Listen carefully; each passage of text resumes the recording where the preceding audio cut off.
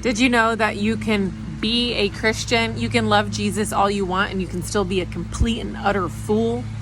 I was for a long time. For a long time, I went to church and I took from church. What could they give me? How could they make me feel better? What was I there to hear, you know? But then that little nugget of what the church has to offer on Sunday morning isn't enough to see you through the rest of the week. So I was angry. I was bitter. I was a lot of bad things that made me not much. I wasn't really an enjoyable person. Let's just say it that way. I went to church for a very long time and I never gave back. I never served. I didn't take a volunteer position and I didn't read my Bible. I just went to church. And while that is a good starting point, it isn't a resting point and it isn't somewhere that you should live for too long.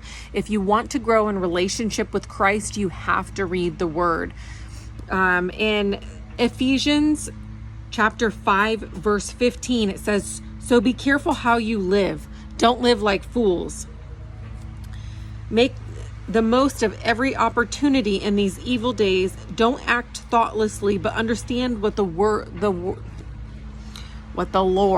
I was going to say the word and then the world. And then I said, I meant the Lord. Understand what the Lord wants you to do." It's interesting because there are so many bugs in July in northern Indiana, but it's interesting how long you can go on about life. You can do it as long as you want. Just because you go to church doesn't mean that you're a good person. And I think I had that delusion in my head for a long time that I go to church, so I'm doing the next right thing, right? But you can go sit in church every Sunday morning and you can still be living a secret life. You can still be addicted to pornography. You can still be doing bad things. You have to live in the Word.